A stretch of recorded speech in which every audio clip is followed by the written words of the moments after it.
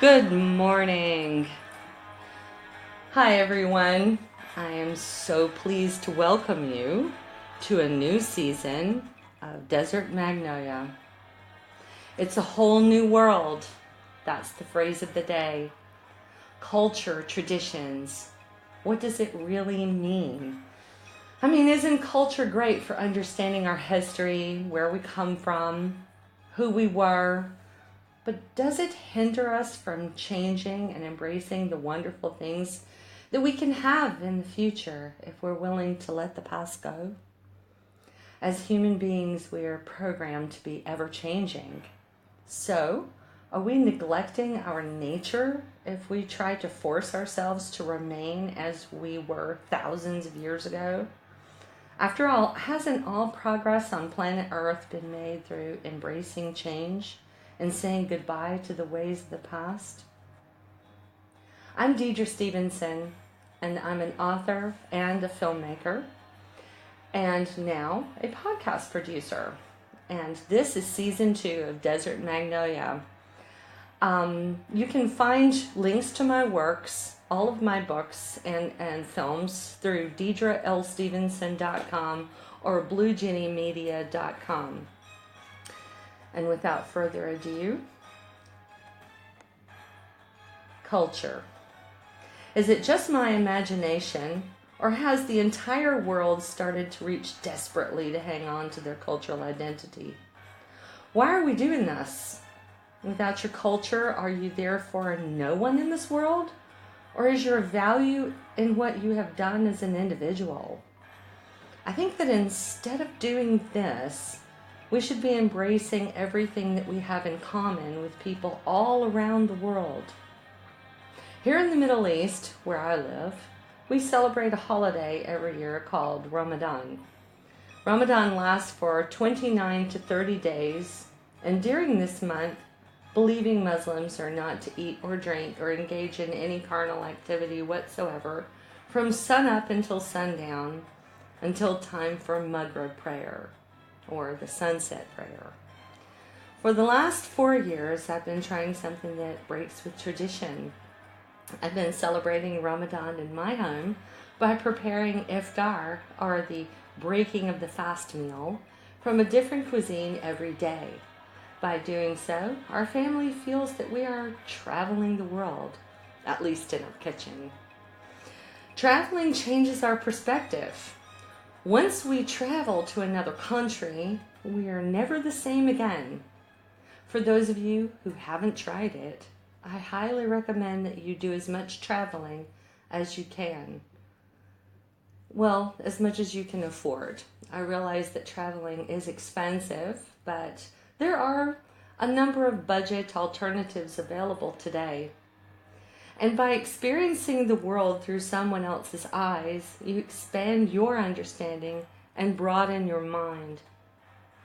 Now today, I have a guest with me.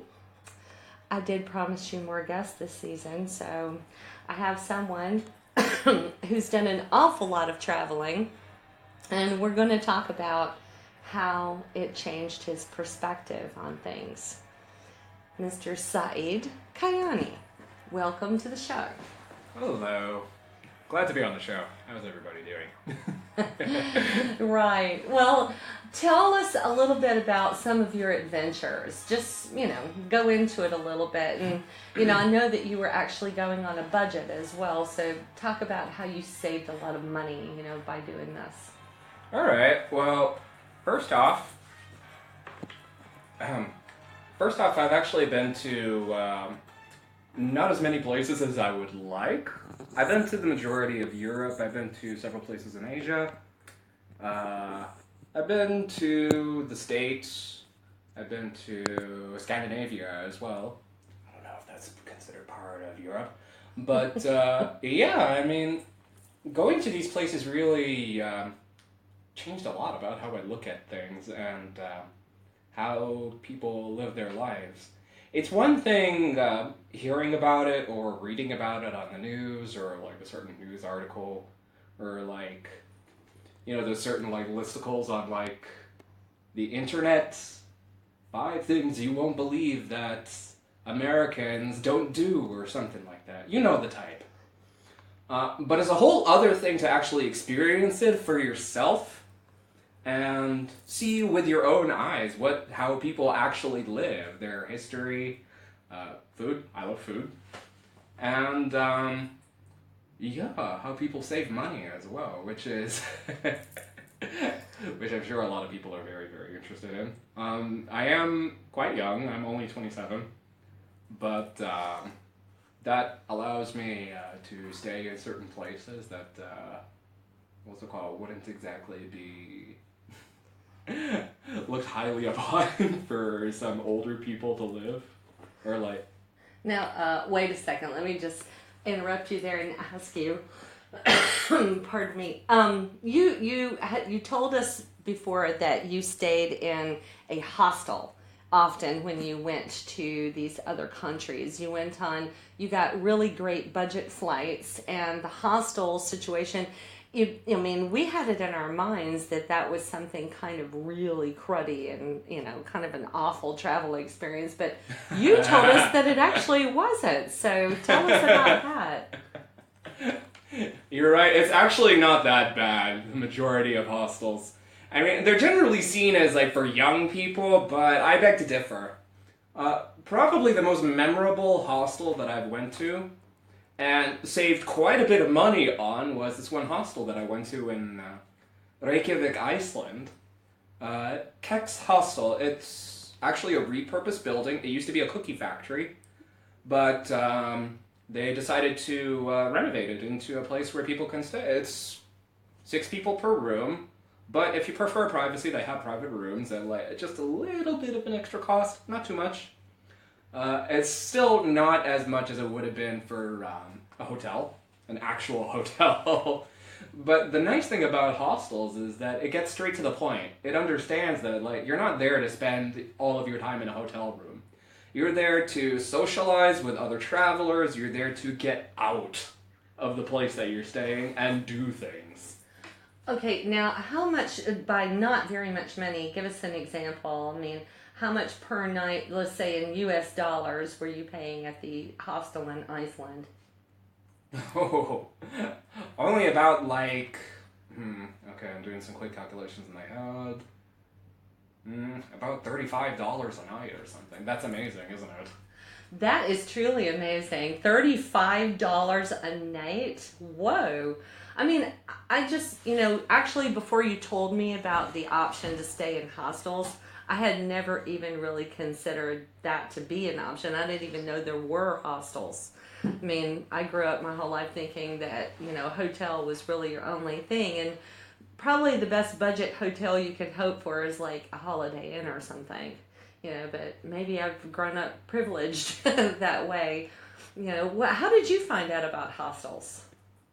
The internet. I basically just searched on the internet how to travel to place X on a budget. And almost everywhere that I looked, it was hostel. And again, I reiterate, it's not just for young people. Like, sure, some hostels may have age restrictions where, like, nobody above 36 is allowed to book at this hostel.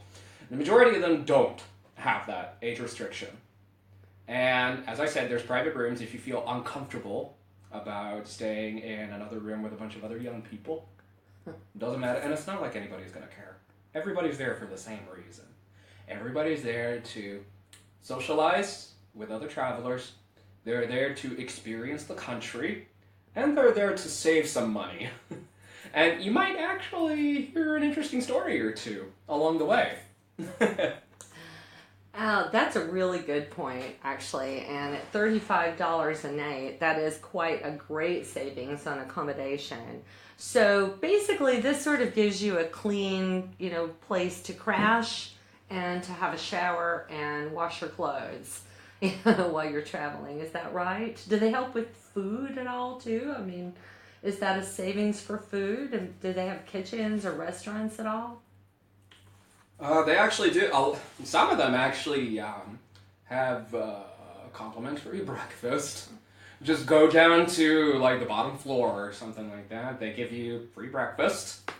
since you did pay to stay in one of their rooms, they're like, okay, we'll feed you in the morning, whatever. But if they don't, from the ones that I've went to, they all have wonderful, wonderful recommendations that are within walking distance. Here's the thing about hostels. They're usually in very, like, ideal locations. Like, the places that they are have everything close by to them. Yeah, now that's an interesting point as well. I mean, when you're within walking distance, that's also saving you money on transportation too, because if you can walk there, you don't have to pay a taxi, right? Exactly, and it encourages you to get out. It's a vacation. You're not meant to like stay in your You're not meant to spend your vacation inside a hotel room, or even if you don't call it a vacation, like a backpacking experience. I don't know. Don't stay in the room. That's a really good point, too. And one other thing I wanted to ask you about was, as Americans, I know that we're kind of guilty of going to other countries and just sort of sticking still to American things, like American food and American, co-travelers and that sort of thing. I mean, what do you have to say to that? I mean, isn't it... personally, I think it's much more fun and you get more out of the trip when you involve yourself in the culture that you're visiting. Probably one of the best things that I did while I was traveling, I don't really talk about it that much, for example, when I was in Berlin, Germany, I was trying my best and everything to interact with other Germans. Like, talk to Germans, make friends with them. Now, I made friends with a bunch of other people from all over the world in the hostel that I was staying at there. Denmark, Chile, England, etc., all over the place. But one night I decided, you know what? Let me just do something fun. So I got tickets for a Rihanna concert. That's kind of American. It is very American, but there's a grand point to all of this. Okay. And number two, I actually went to a classical music concert there as well. Oh. Mm-hmm. Because the tickets for that, it does cost a little bit of money or something like that, but there's alternatives that you can get as well. But anyway, while I was there, let's talk about the Rihanna concert first, okay? You would think that this would be very, international or something. It actually wasn't. The majority of people there were Germans. And, since I went by myself, that gave me a little bit of an incentive to, talk to people, get to know them or something, not sticking to, my own friend or something like that.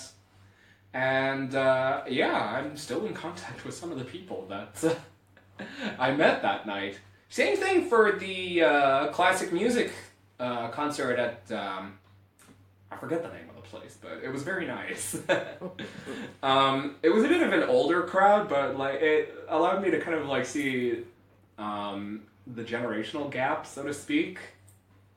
And be okay, so this is more of a traditional kind of viewpoint. This is what older people see, how they experience their life, etc., etc., etc. So, yeah. Oh, and one last note. As for the budget options, there's other things that you can take a look at.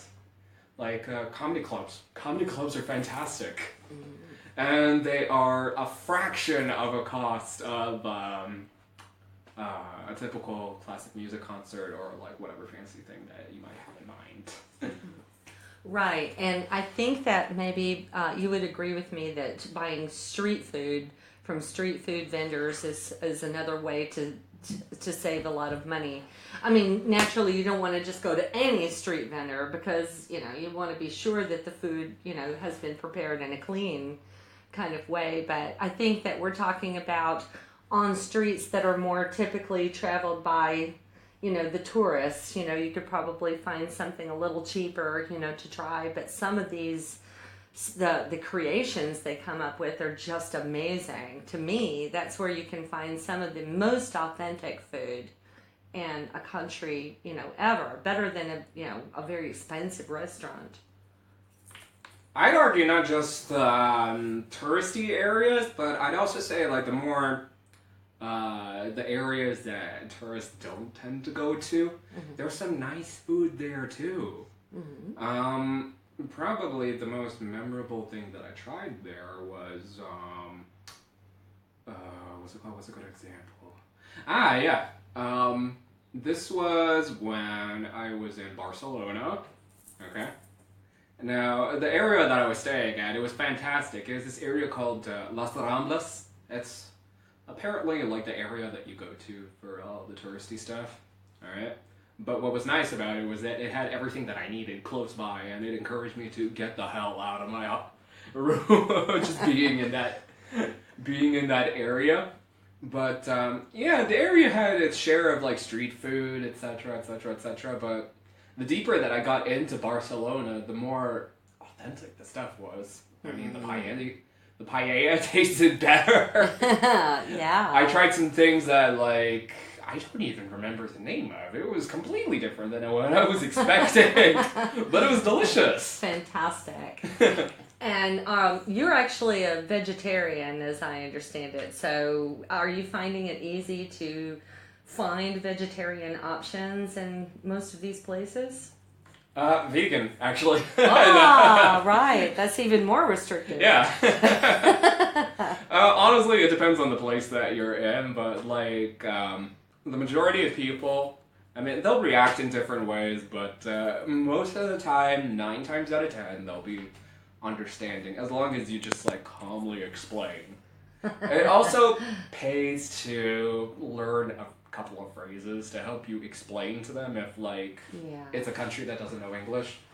Like I mentioned Germany before. Kein Fleisch, no meat.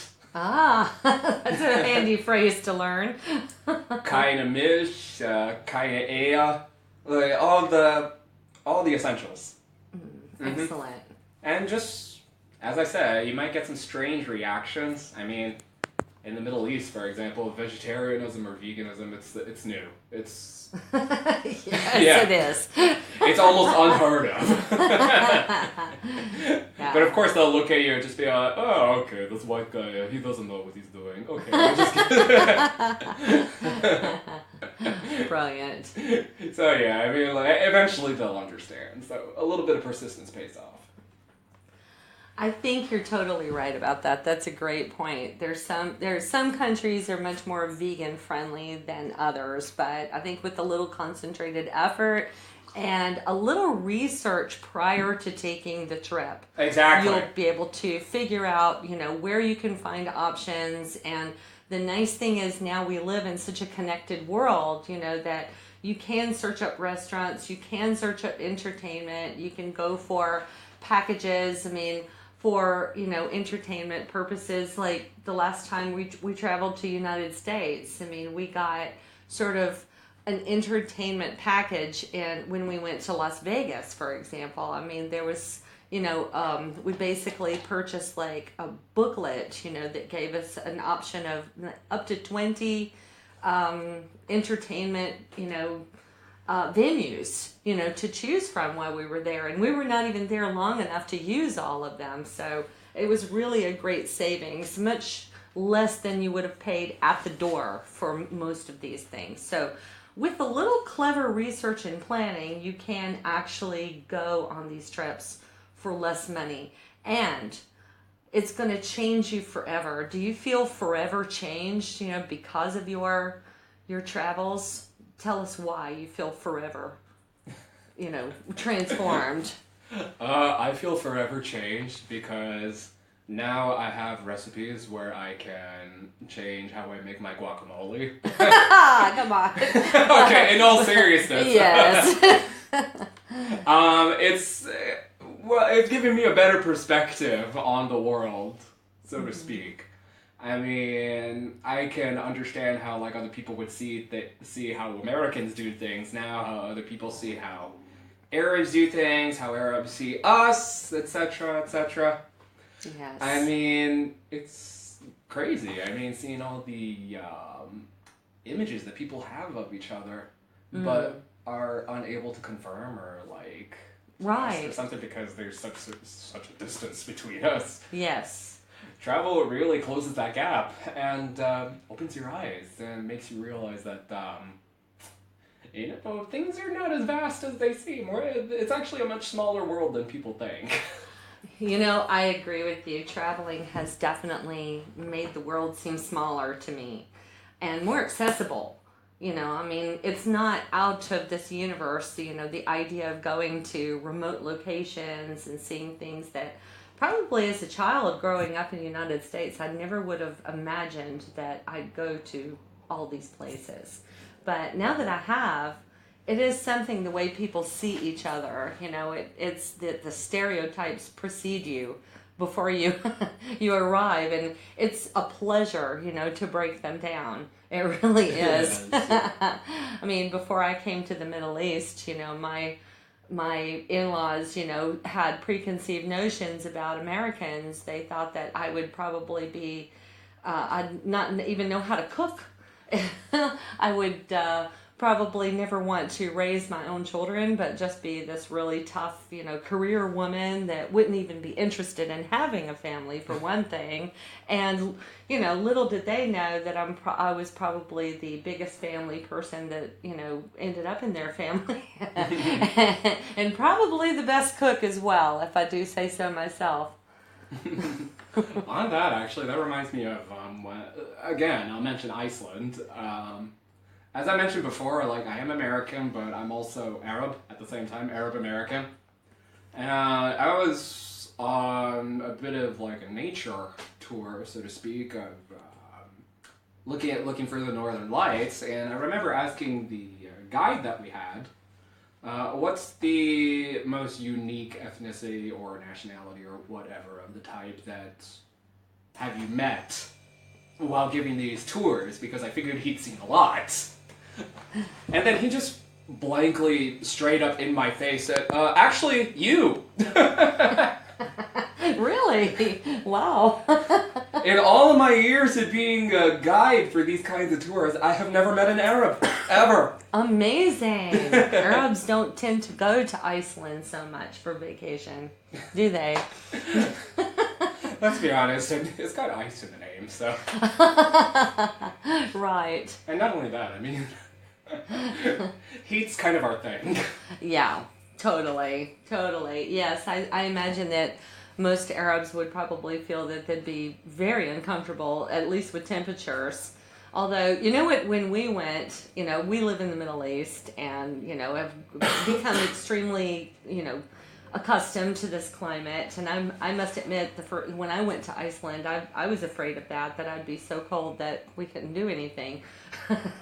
But it's amazing how fast you get used to it and how much of an adventure it is, to go to these places where you can, see these lovely glaciers and this beautiful winter wonderland, and have the experience of being cold for a change. It never even gets cold enough here to wear hardly a sweater, so it was actually really fun, to put on the layers to stay warm there, So, yeah, that's all the time we have for this episode of Desert Magnolia. And I'd like to thank Saeed, for joining me, and wish him very well on further travels in his life.